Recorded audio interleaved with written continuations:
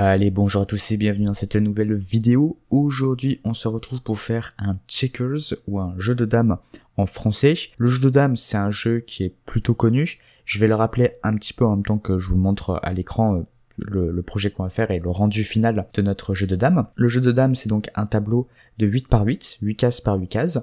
Chaque joueur a le même nombre de pièces au début et on peut déplacer nos pièces que diagonalement vers l'avant, c'est-à-dire vers le haut gauche ou vers le haut droit si on est les pièces du bas, et si on est de l'autre côté, ce sera plutôt vers le bas gauche ou le bas droit, parce qu'en fait du point de vue de l'adversaire, c'est le haut pour lui. Le but, c'est de capturer les pièces de l'autre, donc pour pouvoir les capturer, il faut que ce soit sur une diagonale, et il faut qu'on puisse faire un jump.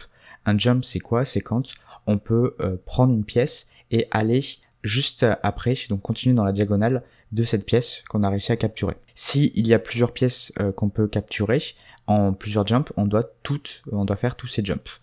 Aussi, quand notre pièce atteint la ligne ennemie, donc la toute première ligne ennemie, eh bien on obtient une pièce qui devient un roi. Et l'intérêt d'avoir un roi, c'est que cette pièce peut se déplacer en avant et en arrière, mais toujours diagonalement, et toujours de 1 à chaque fois. Aussi, il y a d'autres règles, on ne peut pas capturer deux pièces en un seul saut, donc c'est-à-dire que si on a une pièce et sur cette diagonale droite il y a deux pièces, on ne pourra pas capturer ces deux pièces d'un coup. Par contre, si après s'il n'y a qu'une seule pièce et que après cette pièce la place est libre, alors on peut la prendre.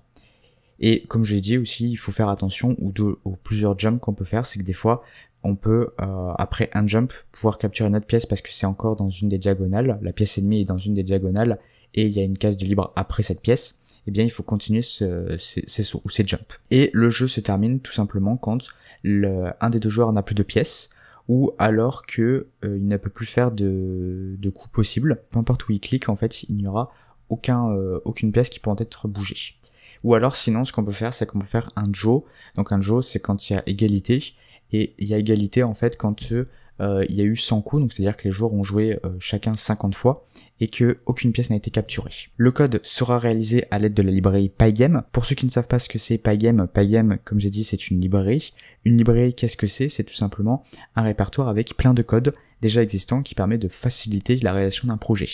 Et Pygame, c'est un répertoire qui contient plein de codes pour pouvoir faire des jeux avec une interface graphique plus facilement. Nous, on aura juste à se consacrer à la réalisation du code de notre jeu de dames. Pour installer Pygame, c'est pas bien compliqué. Vous pouvez le faire par exemple dans la console, donc dans un invite de commande en faisant pip install pygame-ce et ensuite c'est bon. Comment on va s'organiser le projet? C'est pas bien compliqué. Ce que vous allez faire, c'est que vous allez créer un dossier et dans ce dossier, vous allez mettre plusieurs fichiers, notamment un fichier. Ce fichier, vous allez l'appeler main.py à l'intérieur de votre dossier. Donc par exemple, imaginons que vous avez un dossier qui s'appelle checkers ou jeu de dames, peu importe. Et à l'intérieur, vous mettez main.py. Ça, ce sera ce fichier ici, qui est un fichier très simple, et c'est le fichier qu'on va utiliser pour lancer notre jeu. Ensuite, à côté de ce fichier, donc dans le même dossier checkers ou le dossier, peu importe comment vous l'avez appelé, vous allez créer un dossier qui s'appelle game. À l'intérieur, ce que vous allez faire, c'est que vous allez créer 3 fichiers. Ce dossier PyCache, vous l'ignorez, c'est tout simplement un dossier qui sera créé automatiquement lors de l'exécution par Python. C'est pas important. Vous allez avoir 3 fichiers. Donc le premier fichier sera init__init__.py. C'est un fichier qui nous permettra de créer ce dossier comme un module. Donc un module, en fait, ça permet à Python de savoir en fait que un dossier contient du code qu'il va utiliser, et ce code sera utilisé par main.py. Ensuite, on aura un fichier game.py. Donc game.py, c'est tout simplement le fichier qui va contenir une classe qui va gérer tout le jeu, tout Pygame. Enfin, quand je dis tout Pygame, c'est tout ce qui est en lien avec Pygame, donc vraiment contrôler notre jeu. Et utilities, ce sera tout simplement un fichier qui contient des variables en fait. Donc c'est bien des fois de les séparer dans un autre fichier pour avoir un fichier qui contient uniquement nos variables qui sont même, on pourrait dire, des constantes, c'est-à-dire des valeurs qui ne vont pas changer, même si elles pourraient quand même changer, par exemple les couleurs pourraient changer. Et ensuite c'est bon. Ce que vous allez faire, c'est que dans ce premier fichier, par exemple utilities, vous allez déclarer toutes ces variables. Donc pourquoi déclarer toutes ces variables? Tout simplement parce qu'elles vont nous servir après. À quoi vont-elles nous servir? Alors, en fait, comment ça va fonctionner notre jeu? Notre jeu sera donc fait avec Pygame, et ce que l'on va faire, c'est que il va nous falloir stocker en fait des informations pour savoir comment reprendre ce jeu, et pour savoir par exemple comment savoir sur l'interface graphique où est-ce qu'on va positionner une pièce, par exemple. Donc, je vais vous faire un petit partage d'écran pour que vous compreniez mieux, enfin, un changement de fenêtre. Donc, ce que nous avons, nous, ce qu'on veut à la fin, c'est une interface comme ceci, ok, où vous avez donc votre échiquier. Alors, je vais peut-être pas tout dessiner parce que c'est un peu long, et vous avez les pièces. D'accord? Comment faire pour savoir les informations de chaque case? C'est-à-dire, est-ce que c'est une case vide ou est-ce que c'est une case qui contient une pièce rouge ou une pièce marron-noir? Nous, ce que l'on va faire, en fait, c'est qu'on va utiliser une liste de listes. Une liste de listes, c'est tout simplement une liste qui contient des listes. Et ces listes, elles vont contenir des nombres. Et chaque nombre va avoir une valeur sémantique, si on peut dire ça. C'est-à-dire que un chiffre va représenter quelque chose. Par exemple, le 0 va dire, ok, bah, à cet endroit-là, je reprends une case qui est vide. D'accord? Et ce qu'on va faire, c'est qu'on va créer une liste, en fait, pour chaque ligne de notre tableau. D'accord? Donc là, vous imaginez, vous avez toutes les lignes. Il y en a 8 au total. On aura donc 8 listes. Une liste qui représente une ligne. Ça veut dire que la première valeur de la première liste, ça va représenter ce qui est censé avoir dans cette première case. Ici, la première liste représentera la première ligne. Pourquoi ça? C'est tout simplement calculé par rapport aux index de nos listes. Donc, n'oubliez pas, ces listes seront contenues dans une grande liste. Ok. Et en fait, on va accéder à ces listes avec des index, parce que c'est le principe d'une liste. On accède à une information grâce à un index, c'est-à-dire un nombre qui indique la position de l'élément dans la liste. Et en fait, ce qu'on a, c'est qu'ici, pour accéder à cette première liste, ce sera l'index 0. Et la première valeur de la première liste, ce sera à l'index 0 aussi.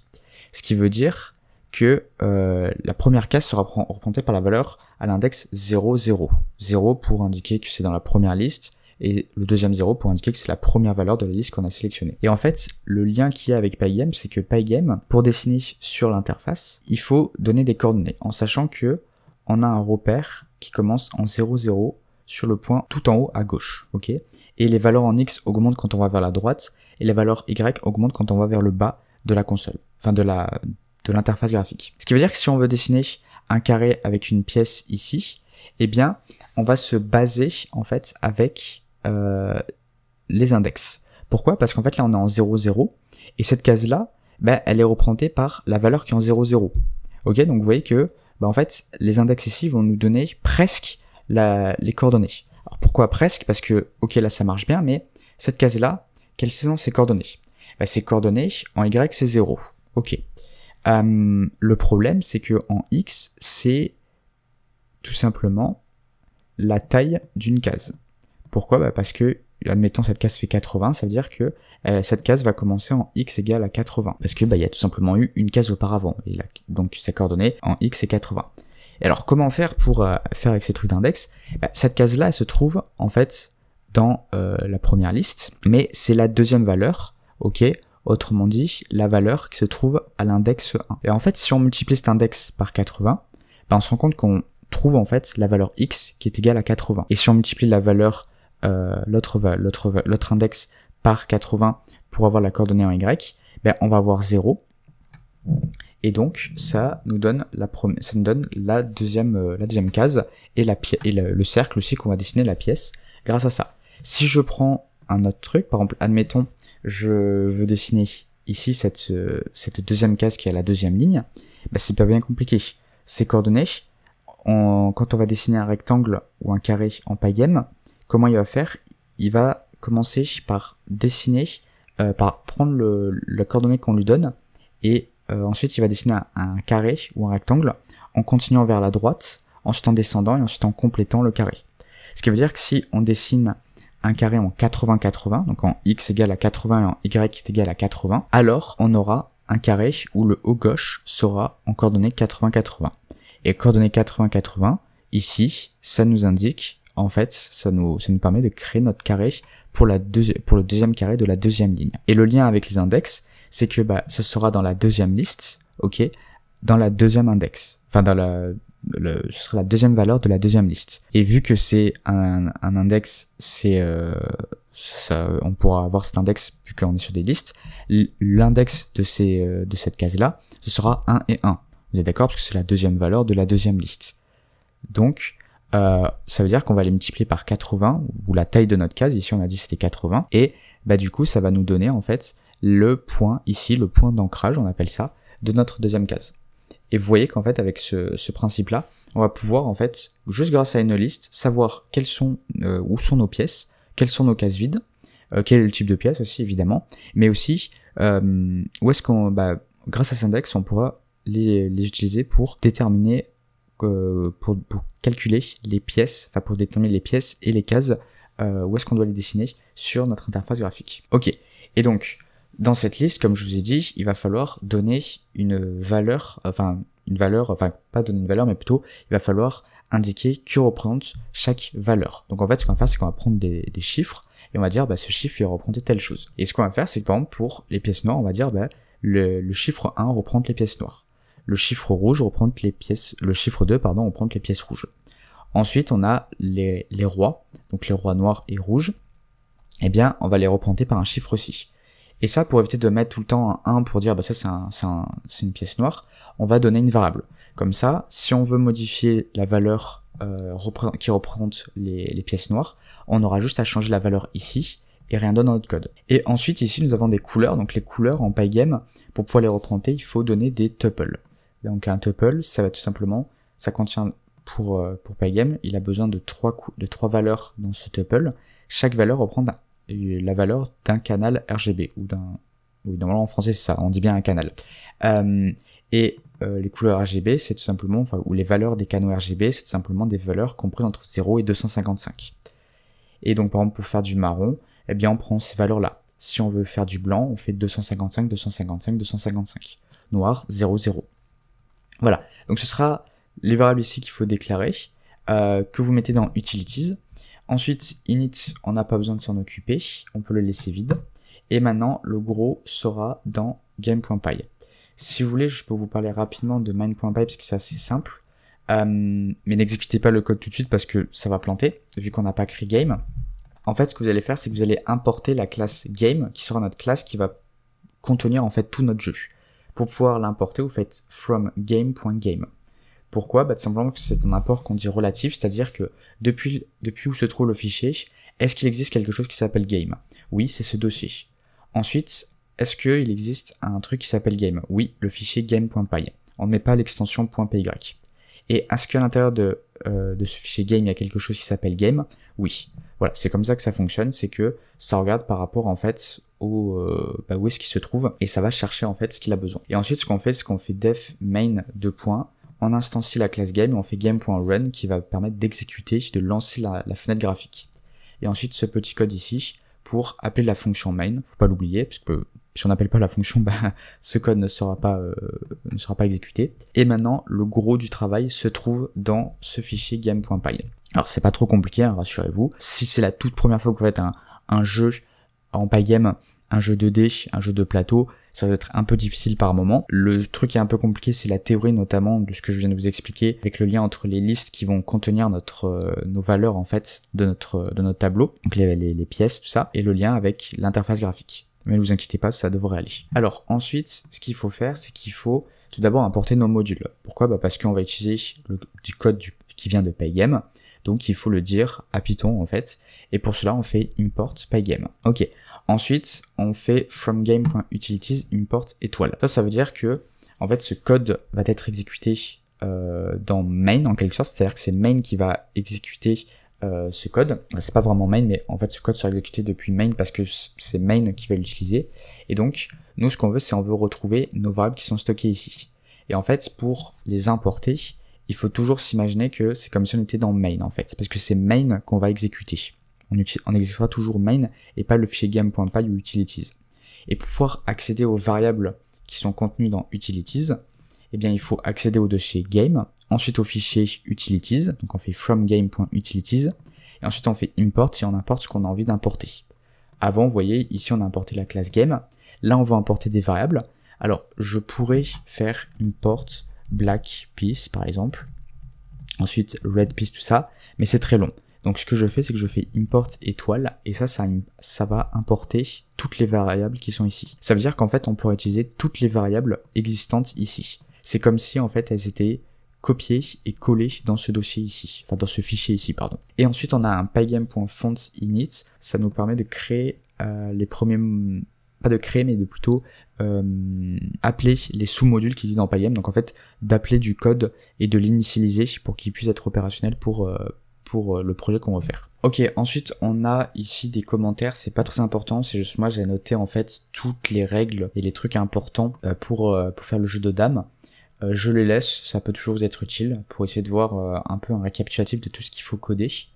Et ensuite on peut se consacrer sur la classe game. Ce que l'on va faire, c'est qu'on va créer une classe game qui va, comme je l'ai dit, contrôler tout notre jeu. C'est-à-dire qu'elle va s'occuper de lancer notre fenêtre Pygame, elle va s'occuper aussi de contenir notre liste de listes qui indique en fait où se trouvent les pièces sur notre tableau, ou sur notre plateau, et elle va s'occuper aussi de vérifier s'il y a un gagnant ou pas, de faire le changement de joueur, c'est-à-dire que une fois ça va être les rouges, une fois ça va être les noirs, et elle va s'occuper aussi de faire tous les affichages sur l'interface graphique.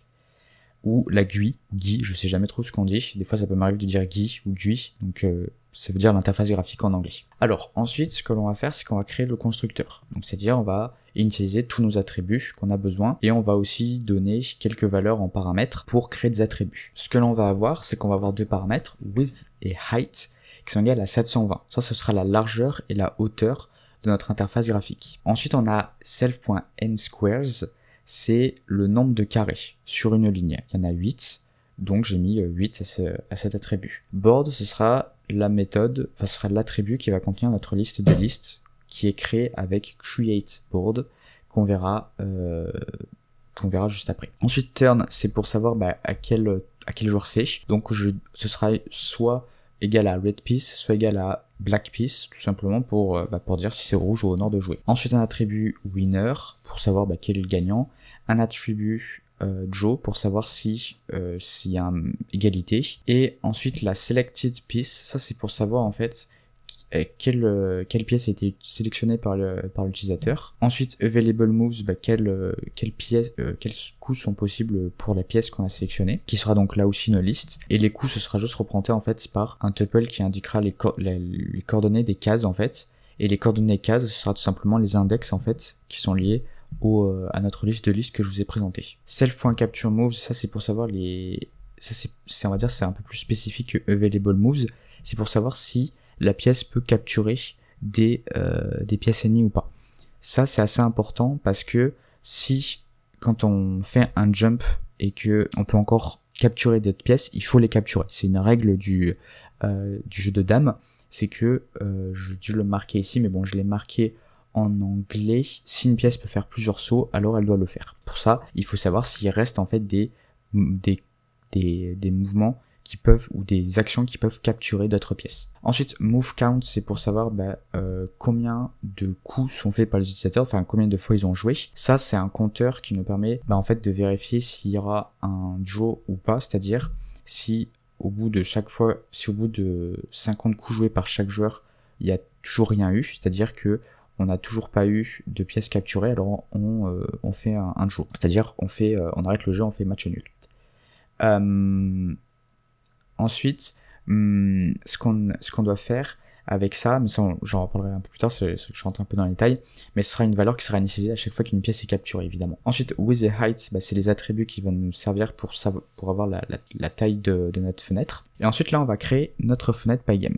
Donc notre fenêtre Pygame sera tout simplement self.window égale à pygame.display.setMode width et height.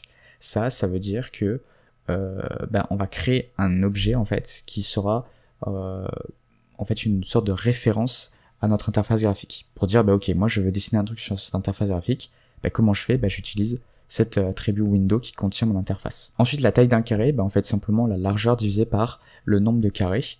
Pour la hauteur, c'est pareil, ok, il y a autant de, c'est des carrés, il y a autant de lignes que de colonnes, où la largeur et la hauteur c'est les mêmes, parce que ça doit être un plateau avec des cases, avec le même nombre de cases sur les lignes et colonnes. Donc j'ai juste à faire square size égale à width divisé par self.nSquares. J'aurais pu mettre height, c'est pareil.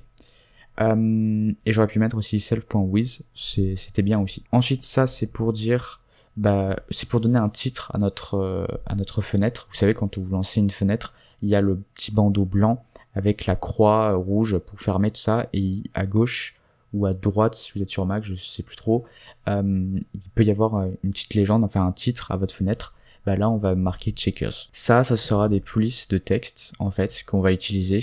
Donc ça c'est une police et ça c'est un texte en fait qu'on va rendre à certains endroits. En fait on va mettre un cas sur les pièces quand ce seront des rois. Ok.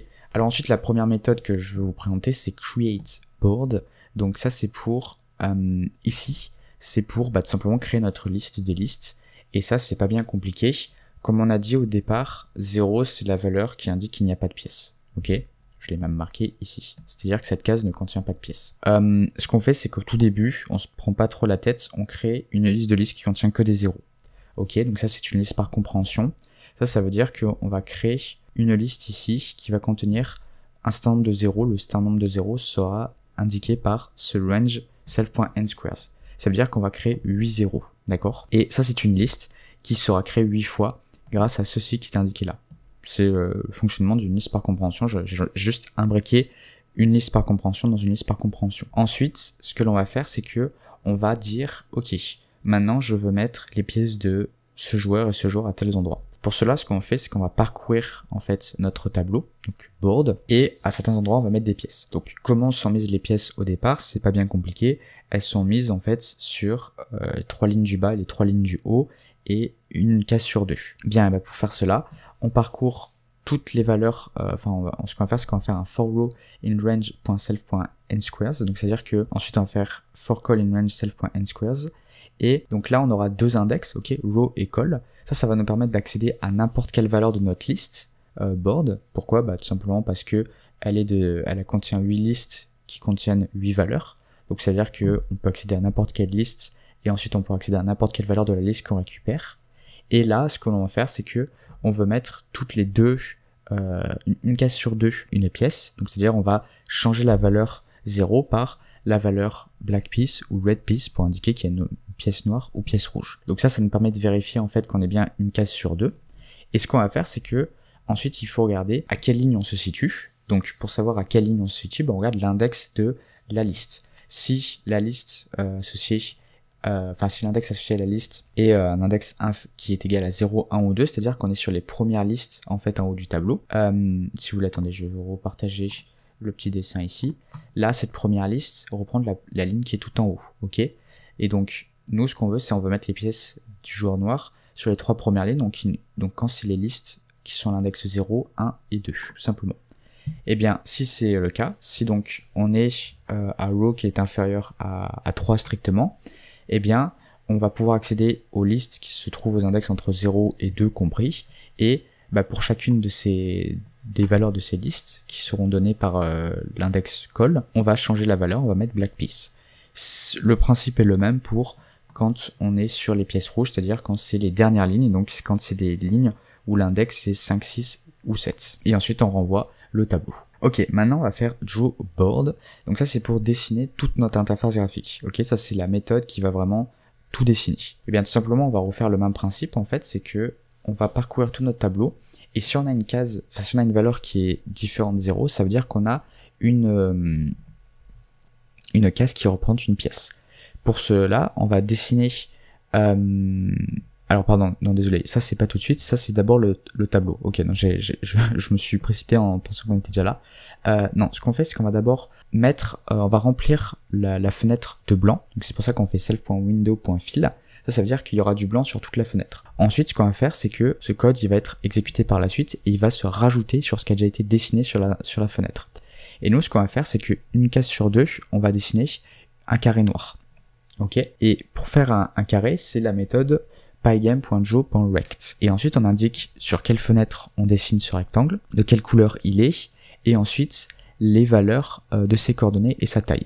Donc, ces coordonnées, comme je vous ai dit, c'est le point au gauche. Et ensuite, une fois qu'on a ce point au gauche, Pygame s'occupe de faire le reste du carré, ou du rectangle. Et les coordonnées, comme je vous ai dit, on les obtient grâce aux index, en fait, de nos listes. Et la taille, donc là, on indique tout d'abord les coordonnées X et ensuite Y, d'accord? Et ensuite, la taille du rectangle que l'on veut dessiner. Et là, vu qu'on dessine une fois sur 2, on va avoir donc des carrés noirs. Et les autres, les carrés blancs, on n'a pas besoin de les dessiner, tout simplement parce qu'ils seront, on va dire, déduits entre guillemets, c'est-à-dire que une fois qu'on aura nos carrés noirs, ce qui n'a pas été là où on n'a pas mis des carrés noirs, il restera donc des formes de carrés blancs. Ok, maintenant occupons-nous des pièces. Donc là c'est un code un peu plus lourd, mais vous inquiétez pas, ça ira. Là ce qu'on va faire c'est que on va à nouveau parcourir notre tableau. J'aurais pu mettre dans la même boucle, enfin j'aurais pu continuer ici, mais c'est pas bien grave.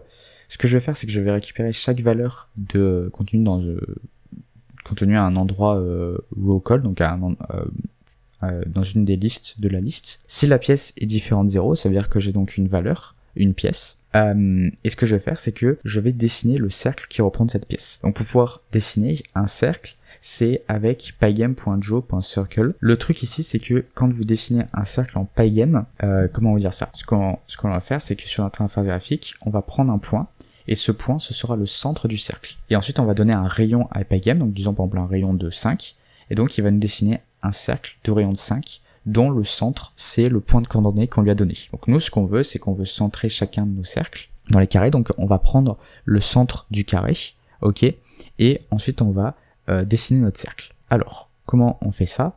Eh bien, c'est pas bien compliqué. On prend tout simplement la coordonnée en fait de nos carrés. Donc c'est tout simplement obtenu avec col ou row multiplié par self.squareSize. Sauf que ça c'est depuis le haut gauche, ok, puisque c'est le point d'ancrage en fait de notre carré. Et il faut ajouter la moitié de la taille d'un carré pour obtenir le centre. Et ensuite le rayon, bah moi j'ai fait un truc comme ça, c'est-à-dire que je veux pas un cercle qui soit trop grand, qui déborde de mon carré. Donc ce que je fais, c'est que je prends la moitié d'un carré, d'une case, et je soustrais 10. Comme ça, au moins, ça fait un peu moins que la taille le cercle sera un peu moins grand qu'un carré ou une case. Ensuite, si c'est une pièce noire, donc pièce noire, pièce rouge, ou en fait, la seule chose qui va changer ici, dans ce code, c'est la couleur, en fait, du cercle, et aussi si on a des rois, eh ben, on va afficher un texte et la couleur du texte va juste changer un petit peu pour que ce soit mieux visible. Et donc à chaque fois ce sera pygame.jo.circle. Ensuite on indique sur où est-ce qu'on veut dessiner ce cercle, donc sur self.window, sur notre fenêtre, on indique la couleur, la coordonnée et le rayon. Ok, et ensuite pour les rois on va afficher un texte aussi, et ce texte, comment on fait? On fait simplement self.window.blit. Ouais, là c'est un peu différent, c'est pas un pygame.jo.text par exemple. On indique le texte que l'on veut afficher. On ne spécifie pas ici la fenêtre parce qu'en fait c'est déjà ici en fait, enfin on utilise déjà l'objet, la référence vers notre fenêtre, et ensuite là on met la coordonnée de notre texte. Et là ce qu'on veut, c'est qu'on va aussi centrer dans le cercle, donc on prend les coordonnées XY qui est le point de notre centre du cercle, et aussi le centre de notre carré. Et moi je veux centrer le texte, donc ce que je fais c'est que je soustrais la moitié de la largeur de mon texte en hauteur et en largeur. Et comme ça me permet de centrer mon texte pile au milieu. Voilà, et le principe c'est exactement le même à chaque fois pour chaque pièce, pour chaque type de pièce. Ensuite, ça c'est une méthode, enfin c'est une partie de la méthode qui permet d'afficher les coups qui sont possibles pour une pièce sélectionnée. Donc ça c'est pareil, on va dessiner un petit cercle en fait pour spécifier en fait les coups qui sont possibles à notre utilisateur. Donc on fera des petits cercles bleus qui sont de rayon 15. Donc là je l'ai mis, j'aurais peut-être dû le calculer en fonction de la taille de la fenêtre. Donc ça, si vous faites une fenêtre de taille différente, faites attention à ça, il faudra changer cette valeur-là, parce que selon la taille de la fenêtre, ce sera peut-être un cercle trop petit ou trop grand. Et ensuite, if self.winner, donc ça c'est si on a un gagnant, alors on affiche le winner. Alors après ça fonctionne aussi même si c'est un Joe, comme on va le voir avec la méthode JoWinner ici. Le tout c'est que winner a une valeur en fait. Ok, parlons de cette méthode JoWinner, donc ça va être pour afficher un texte qui indique si on a un gagnant, et aussi, ou sinon si on a un Joe, c'est-à-dire on a une égalité. Donc si self.winner égale à Joe, eh bien on affiche tout simplement, on va créer un texte à partir d'une police qui est la police contenue dans self.font, et on va mettre comme texte Joe, et on indique la couleur ici. Sinon on indique ce texte en jaune. Ça c'est juste pour faire un rendu du texte qui dit soit les noirs gagnent si le gagnant c'est les pièces noires, sinon on dit red wins si les pièces noires n'ont pas gagné, donc c'est à dire que les pièces rouges ont gagné. Et on affiche le texte de la même manière, d'une manière très similaire à ici. Là je centre mon texte en fait au milieu de l'interface graphique.